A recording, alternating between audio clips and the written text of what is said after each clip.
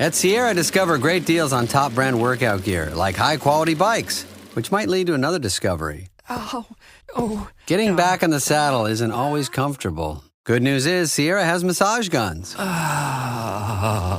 And chafe wipes, too. Discover top brands at unexpectedly low prices. Sierra, let's get moving. We're so done with new year, new you. This year, it's more you on Bumble.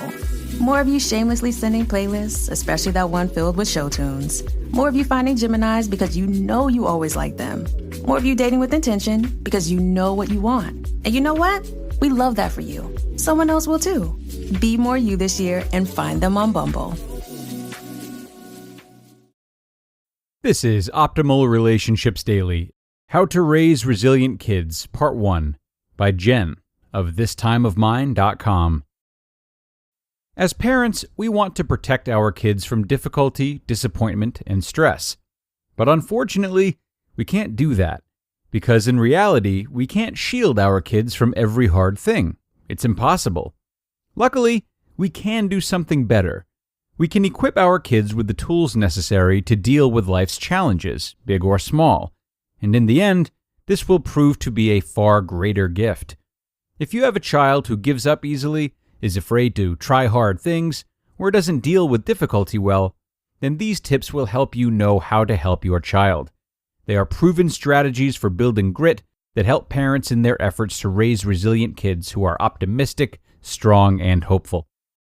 A quick note about failure. Parents are often told that failure and frustration are good for kids and helps them build resilience. But how much is the right amount? It's not always an easy decision to make, which is why parents often fall into two camps, curlers and observers. Camp number 1, the curlers. In the Olympic sport of curling, curlers frantically sweep and warm up the ice to reduce as much friction as possible.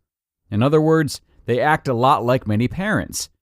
Too often, parents vigorously put forth every effort to reduce any and all friction in their child's life. They remove barriers, coddle feelings, and help them avoid failure, because failure is hard. Camp number 2, the observers. Some parents, in an effort to avoid being overprotective, assume a more passive stance. They feel that life is full of difficulty, so their kids might as well learn to deal with it now. They offer little support and assume this is the best way to raise kids who know how to be resilient. Failure is only part of the picture. Perhaps you have spent time in one of these two camps, or maybe you find yourself somewhere in the middle, wondering what your parental role should be. You know it's good for kids to work through their problems, but you're struggling to find that perfect balance of support. It's true that failure helps to build resilience, but it's only part of the picture. Because true resilience is knowing that despite failure, we can pick ourselves up, keep going, and eventually find success. Kids who fail again and again without proper support only learn one thing: they are failures.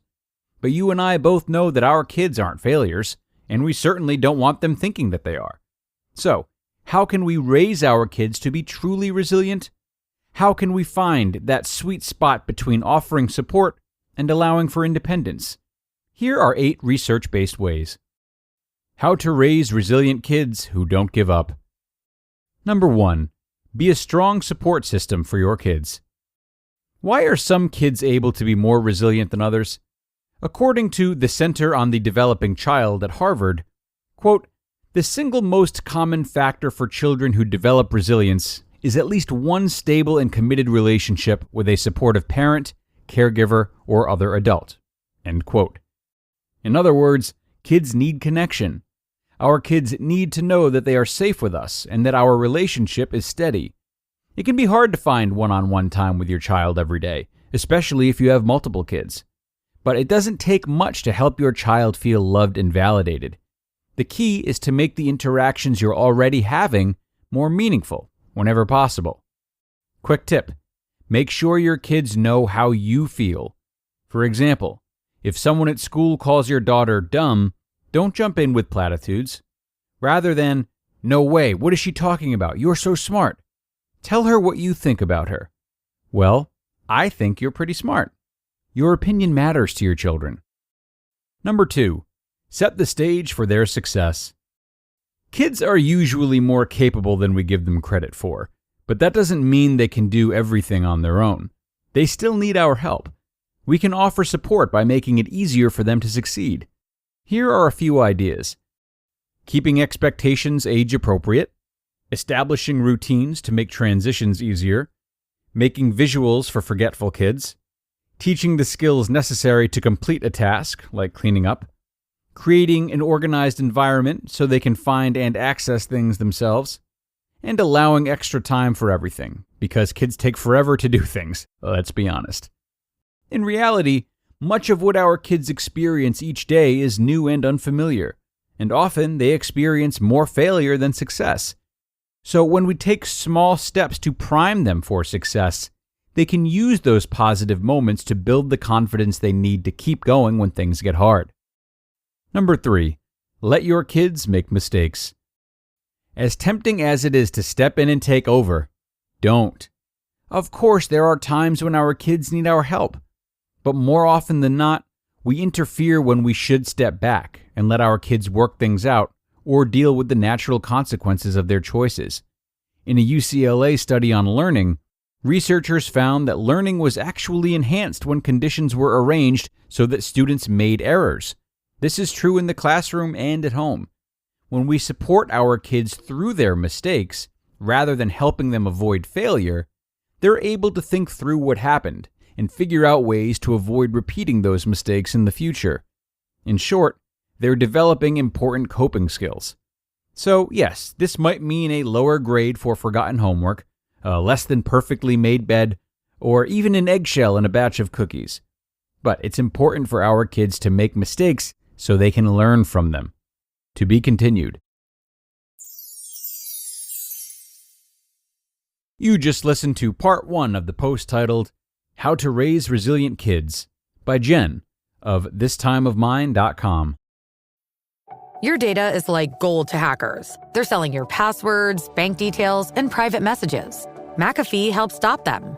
Secure VPN keeps your online activity private. AI-powered text scam detector spots phishing attempts instantly. And with award-winning antivirus, you get top-tier hacker protection. Plus, you'll get up to $2 million in identity theft coverage, all for just $39.99 for your first year. Visit McAfee.com. Cancel anytime. Terms apply. Imagine what's possible when learning doesn't get in the way of life. At Capella University, our game-changing FlexPath learning format lets you set your own deadline so you can learn at a time and pace that works for you. It's an education you can tailor to your schedule. That means you don't have to put your life on hold to pursue your professional goals. Instead, enjoy learning your way and earn your degree without missing a beat. A different future is closer than you think with Capella University. Learn more at capella.edu. Love the way this post is starting out. A lot of great strategies already, and you have to appreciate the research attached to them. There's going to be a lot more in our follow-up tomorrow, so rather than offering my commentary now, I will instead tell you a little bit more about Jen. She is a busy mom to 4 energetic kids, and between taking care of them, running the household, and trying to keep up with everything else she does and enjoys, she's often found herself fantasizing about the moment she can finally sit down for the night. But through it all, she's found that she's happiest when she's intentional in her approach. And even though it's not always easy, she knows when she parents and lives her life on purpose, that's when she can make the biggest difference for her children. She founded This Time of Mine to use as a platform to teach as many parents as will listen. She wants to meet you where you are and help you fall in love with parenting all over again, because she knows how hard it can be. She also knows that when we learn to parent and live with intention, we can create more good times than bad. We can help our children want to do what's right, and we can become the role model that walks along beside them. And parents or not, this intentionality is important for all of us. I really enjoy her approach here, and it's easy to see how well it informs her writing. So that's going to wrap up this first part, everybody. Do be sure to come on back tomorrow for the Friday show to hear the rest. But for now, parents, get to work on items 1 through 3, and I'll see you all back here tomorrow, where your optimal life awaits.